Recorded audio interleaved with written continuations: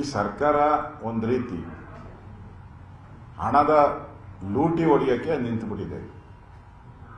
ಈಗ ಬಿಹಾರ ಚುನಾವಣೆಯನ್ನು ಪೂರ್ತಿ ಕರ್ನಾಟಕ ಒಪ್ಕೊಂಡಿದೆ. ಇಡೀ ಬಿಹಾರ ಚುನಾವಣೆಯನ್ನ ಕರ್ನಾಟಕ ನಡೆಸ್ತೀರಿ ಅಂತ ಒಪ್ಕೊಂಡಿದ್ದಾರಂತೆ, ನಮಗಿರುವಂತ ಮಾಹಿತಿ. ಅದಕ್ಕೆ ಅವ್ರ್ಯಾರೋ ಪಪ್ಪಿ ಲಾಲಿಪಪ್ಪು ತಗೊಂಡು ರೆಡಿ ಇದ್ದ. ಪಪ್ಪಿ ಲಾಲಿಪಪ್ ತಗೊಂಡು, ಅದು ಚಿನ್ನದ ಲಾಲಿಪಪ್ಪು. ಪಪ್ಪಿಯ ಚಿನ್ನದ ಲಾಲಿಪಪ್ಗಳು ಹೋಗ್ಬೇಕಾಯ್ತು 300 ಕೋಟಿ. ಕ್ಯಾಶ್ ಕೊಟ್ರೆ ದಾರಿಯಲ್ಲಿ ಹಿಡಿತಾರೆ ಅಂತ ಚಿನ್ನದ ಗಟ್ಟಿ ಮಾಡಿ 50 ಕೆಜಿ ಚಿನ್ನದ ಗಟ್ಟಿ ಮಾಡಿ ಅದನ್ನ ಪೆಟ್ರೋಲ್ ಬಂಕಲ್ಲೆಲ್ಲೋ ಇಟ್ಟಿದ್ದಂತೆ. ನಿರ್ಭೀತ, ನಿಷ್ಪಕ್ಷಪಾತ, ವಿಶ್ವಾಸಾರ್ಹ ಸುದ್ದಿಗಳಿಗೆ ಹೆಸರಾಗಿರುವ ನ್ಯೂಸ್ 18 ಕನ್ನಡ ಈಗ ಆಪ್ನಲ್ಲೂ ಲಭ್ಯವಿದೆ. ದಯವಿಟ್ಟು ಇಲ್ಲಿರುವ QR ಕೋಡ್ನ ಸ್ಕ್ಯಾನ್ ಮಾಡಿಕೊಂಡು ಆಪ್ ಡೌನ್ಲೋಡ್ ಮಾಡೋದಕ್ಕೆ ಮರಿಬೇಡಿ. ನಿಮ್ಮ ಬೆಂಬಲ ಹೀಗೆ ಸದಾ ನಮ್ಮೊಂದಿಗಿರಲಿ. ಧನ್ಯವಾದ. ಅದು ಅಲ್ಲಿಗೆ ಹೋಗ್ತಾ ಇತ್ತದು, ಬಿಹಾರ್ಗೆ. ಅಲ್ಲಿ ಅವರು ಚಿನ್ನದ ಗಟ್ಟಿಯನ್ನು ಕರೆಸ್ಕೊಂಡು ಅವರು ಚುನಾವಣೆ ಮಾಡಕ್ಕೆ ರೆಡಿ ಮಾಡಿದ್ರು. ಇದು ಈ ತನಿಖೆಯಿಂದ ಬಂದಿರುವಂಥದ್ದು. ಇದಕ್ಕೆ ಕಾಂಗ್ರೆಸ್ಸಿನ ರಾಹುಲ್ ಗಾಂಧಿ ಏನ್ ಹೇಳ್ತಾರೆ? ಕರ್ನಾಟಕ ಒಂದು ರೀತಿ ಬಿಹಾರದ ಚುನಾವಣೆಯ ATM. ಇದು ನೇರ ನನ್ನ ಆಪಾದನೆ. ಇದು ಕರ್ನಾಟಕ ಸರ್ಕಾರ ಬಿಹಾರ ಚುನಾವಣೆಯ ಪೂರ್ತಿ ಖರ್ಚು ವೆಚ್ಚನ ನೋಡ್ಕೊಂತೀನಿ ಅಂತ ಒಪ್ಕೊಂಡಿದ್ದಾರೆ. ಇದು ಪಕ್ಕಾ ಮಾಹಿತಿ. ಅದರ ಪ್ರಕಾರ ಇಲ್ಲಿ ಈಗ ಡಿನ್ನರ್ ಪಾರ್ಟಿ ಕರೆದಿರೋದು ಅದಕ್ಕೆ ಮುಖ್ಯಮಂತ್ರಿ. ಈಗ ಡಿನ್ನರ್ ಪಾರ್ಟಿ ಏನ್ ಕರೆದಿದ್ದಾರೆ, ಎಲ್ಲರೂ ಹೇಳಿದ್ದಾರೆ ಡಿನ್ನರ್ ಪಾರ್ಟಿ ರಿಷಫಲ್. ಅದಲ್ಲ, ಈ ಡಿನ್ನರ್ ಪಾರ್ಟಿ ಬಿಹಾರದ ಚುನಾವಣೆಗೆ ಯಾರ್ಯಾರು ಎಷ್ಟೆಷ್ಟು ಕೊಡ್ತೀರಾ, ನೀವು ಕೊಡೋದ್ರ ಮೇಲೆ ನಿಮ್ಮ ಮುಂದಿನ ಭವಿಷ್ಯ ನಿಂತಿದೆ. ಅದಕ್ಕೋಸ್ಕರ ಊಟ ಕೊಟ್ಟು ಈ ಪಪ್ಪಿ ಇದನ್ನಲ್ಲ, ಆ ಥರ ಚಿನ್ನದ ಹೊಳೆ ಬಿಹಾರದಲ್ಲಿ, ಕರ್ನಾಟಕದ ಚಿನ್ನದ ಹೊಳೆ ಬಿಹಾರಕ್ಕೆ ಕರೆಸುವಂತ ಒಂದು ಸ್ಕೀಮ್ ಇದು. ಕರ್ನಾಟಕದ ಚಿನ್ನನೆಲ್ಲ ಇಲ್ಲಿ ಚಿನ್ನಕ್ಕೆ ಸಿಗ್ತಾನೆ ಇಲ್ಲ. ಇಲ್ಲಿ ಮಾರ್ಕೆಟ್ ಅಲ್ಲಿ ಚಿನ್ನದ ಬೆಲೆ ಗಗನಕ್ಕೆ ಹೋಗಿದೆ. ಹಿಂಗೆಲ್ಲ ಕೂಡಿಕೊಂಡ್ರೆ ಇನ್ ಗಗನ ಕಲ್ದಿರ ಇನ್ನೆಲ್ಲಿ ಹೋಗ್ತದೆ? ಇಡೀ ಕರ್ನಾಟಕದ ಎಲ್ಲ ಚಿನ್ನವನ್ನ ಬಿಹಾರಕ್ಕೆ ಕಳಿಸುವಂತ ಒಂದು ಷಡ್ಯಂತ್ರವನ್ನ ಕಾಂಗ್ರೆಸ್ ಪಾರ್ಟಿ ಮಾಡಿದೆ. ದುಡ್ಡು ತಗೊಂಡೋದ್ರೆ ಹಿಡಿದಾಕ್ಬಿಡ್ತಾರೆ, ಚಿನ್ನ ಕೊಟ್ರೆ ಹಿಡಿಯಕ್ಕಾಗಲ್ಲ ಇವ್ರ ಕೈಲಿ ಅಂತ ಮಾಡಿರುವಂತ ಸ್ಕೀಮ್ ಇದು. ಇದರಿಂದ ಈ ರಾಜ್ಯದಲ್ಲಿ ಇನ್ನೇನೇನು ಕಲೆಕ್ಟ್ ಮಾಡಬೇಕು ಅಂದ್ರೆ ಇನ್ನ ಪೋಸ್ಟಿಂಗ್ ಮಾಡ್ತಾ ಇದಾರಲ್ಲ, ಇದೊಂದೇ ಅಂತಲ್ಲ, ಪೊಲೀಸ್ ಎಲ್ಲ ಇಲಾಖೆಗಳಲ್ಲೂ ಪೋಸ್ಟಿಂಗ್ಸ್ ಏನ್ ಮಾಡ್ತಾರೆ, ಎಲ್ಲ ದುಡ್ಡು ಕೂಡ ಬಿಹಾರದ ಎಲೆಕ್ಷನ್ಗೆ ಹೋಗ್ತೈತೆ.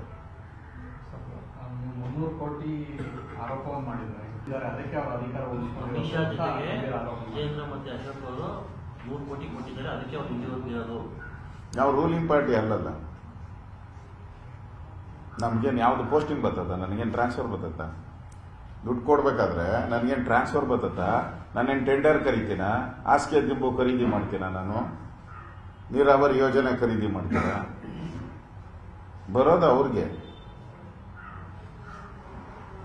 ನಮ್ಮ ಪಾರ್ಟಿ ಅಷ್ಟೇನು ಗತಿಗೆಟ್ಟಿಲ್ಲ. ನಮ್ಮ ಪಾರ್ಟಿ ನಮ್ಮ ಮೆಂಬರ್ಸೇ ಕೋಟ್ಯಾಂತರ ಜನ ಮೆಂಬರ್ ಇದ್ದಾರೆ ನಮ್ಮಲ್ಲಿ. ಬಿಜೆಪಿಯಲ್ಲಿ ಇಡೀ ಪ್ರಪಂಚದಲ್ಲೇ ನಂಬರ್ 1 ಪಾರ್ಟಿ. ನಮ್ಮ ಕಾರ್ಯಕರ್ತರು 10 ರೂಪಾಯಿ ಕೊಟ್ಟರೆ ಸಾಕು, ಇಡೀ ದೇಶದ ಚುನಾವಣೆ ನಡೆಸ್ಬೋದು. ಅಷ್ಟು ಸ್ಟೇಬಲ್ ಇರುವಂತ ಪಾರ್ಟಿ ನಮ್ದು.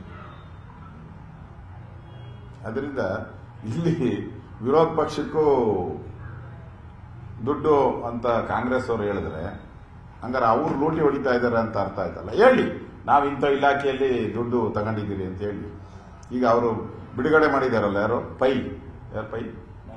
ಮೋಹನ್ ದಾಸ್ ಪೈ ಬಿಡುಗಡೆ ಮಾಡಿದಾರಲ್ಲ, ಯಾವ್ಯಾವ ಇಲಾಖೆಯಲ್ಲಿ 70%, 69%. ನನ್ನ ಹತ್ರ ಇದೆ ಲಿಸ್ಟು. ದಯಾನಂದ್ ಪೈ, ತಾಂಬಪ್ಪ ದಯಾನಂದ್ ಪೈ, ಮೋಹನ್ ದಾಸ್ ಪೈ ಯಾವ್ಯಾವ ಇಲಾಖೆಯಲ್ಲಿ ಎಷ್ಟೆಷ್ಟು ಹಣ ಅಂತ ಅವ್ರು ಹಾಕಿದ್ದಾರೆ. ಅವರೇನಾನು ಹಾಕಿದಾರ? ವಿರೋಧ ಪಕ್ಷದ ನಾಯಕ, ಅಧ್ಯಕ್ಷ ಇಷ್ಟು ಇಂಥವ್ರ ಹತ್ರ ದುಡ್ಡು ಕಲೆಕ್ಟ್ ಮಾಡಿದ್ದಾರೆ ಇದ್ರೆ ಹೇಳಿ.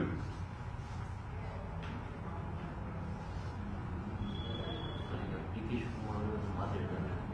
ಬಿಜೆಪಿ ಅಷ್ಟೊಂದು ಇದಿದೆ, BBA ಚುನಾವಣೆ GBA ಚುನಾವಣೆನ ಹಿಂದೆ ಸರಿದೆ ಅಂದ್ರೆ ಕಾಂಗ್ರೆಸ್ಗೆ ಭಯ ಇದೆ ಅಂತ ಅರ್ಥ ಆಯ್ತು. GBA ಗೆಲ್ಲಲ್ಲ, ಅದಕ್ಕೆ ಬಿಜೆಪಿಯವರು ಬೈಕಾಟ್ ಮಾಡಿಬಿಡ್ಲಿ, ನಾವು ಆರಾಮಾಗಿ ಗೆದ್ದು ಬಿಡೋಣ, ಆಮೇಲೆ ಆರಾಮಾಗಿ ಲೂಟಿ ಹೊಡಿಯೋಣ ಅನ್ನೋ ಸ್ಕೀಮ್ ಅಷ್ಟೇ ಅದು. ನಾವು ಈಗ ಕೋರ್ಟಿನ ಮೊರೆ ಹೋಗಿದ್ದೀರಿ, ಕೋರ್ಟ್ ತೀರ್ಮಾನ ಆದಮೇಲೆ ಕೋರ್ಟ್ ಆದೇಶನ ಒಪ್ಕೊಂತೀರಿ. GBA ಕರೆಕ್ಟ್ ಅಂತ ಕೋರ್ಟ್ ಆದೇಶ ಮಾಡಿದ್ರೆ ನಾವು ಒಪ್ಕೊಂತೀರಿ, ಇಲ್ಲ ಅಂದ್ರೆ ಅವರು ಒಪ್ಕೊಬೇಕು. ಹಂಗಾರೆ ಅವರು ದೇಶದಲ್ಲಿ ಓಟ್ ಚೋರಿ ಅಂತ ಅವರಲ್ಲ, ಇಡೀ ದೇಶದಲ್ಲಿ ಓಟ್ ಚೋರಿ ಅಂತ. ಹಂಗಾರೆ ಅವ್ರಿಗೂ ನಾನು ಹೇಳ್ತಾ ಇದ್ದೀನಿ, ನೀವು ಆ ಚುನಾವಣೆ ಬಹಿಷ್ಕಾರ ಮಾಡಿಬಿಡಿ. ಬಿಹಾರದಲ್ಲಿ ಓಟ್ ಚೋರಿ ಅಂತ ಹೇಳ್ತಾ ಇದ್ದೀರಲ್ಲ, ಹಂಗಾರೆ ನೀವು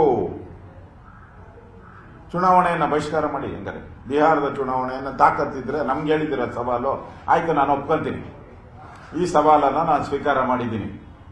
ಅವ್ರು ಹೇಳಿದಾರಲ್ಲ GBA ಸವಾಲು ಬಹಿಷ್ಕಾರ ಮಾಡಿ ಅಂತ ನಾನು ಒಪ್ಕೊಂಡಿದ್ದೀನಿ. ನೀವು ಇವಾಗ ಓಟ್ ಚೋರಿ ಅಂತ ಹೇಳಿದಿರಲ್ಲ, ನೀವು ಬಿಹಾರ ಚುನಾವಣೆಯನ್ನ ಬೈಕಾಟ್ ಮಾಡಿ, ದಮ್ಮಿದ್ರೆ ನಿಮಗೆ. ನನ್ನ ಮಾತನ್ನ ನಡ್ಸ್ಕೊಂತೀನಿ. ನಾನು ನಮ್ಮ ಕೇಂದ್ರದ ನಾಯಕರಿಗೆ ಕೈ ಮುಗಿದು ವಿನಂತಿ ಮಾಡ್ತೀನಿ, ನೀವು ಮಾಡ್ತೀರಾ? ದಮ್ಮಿದೆಯಾ? ಮಾಡಿ. ಹೆಂಗೂ ಇಲ್ಲಿಂದಾನೇ ತಾನೇ ದುಡ್ಡು ಹೋಗ್ತಾ ಇರೋದು. ನೀವು ದುಡ್ಡು ಕೊಡಲ್ಲ ಅಂದ್ರೆ ಆಟೋಮೆಟಿಕ್ ಆಗಿ ಚುನಾವಣೆನೇ ನಡೆಯಲ್ಲ. ಬಿಹಾರದಲ್ಲಿ ಚುನಾವಣೆನೇ ಇರಲ್ಲ. ಅದು ಆ ಸವಾಲ್ಗೂ ನಾವು ರೆಡಿ ಇದ್ದೀವಿ. ಸವಾಲಿಗೆ ಸವಾಲು.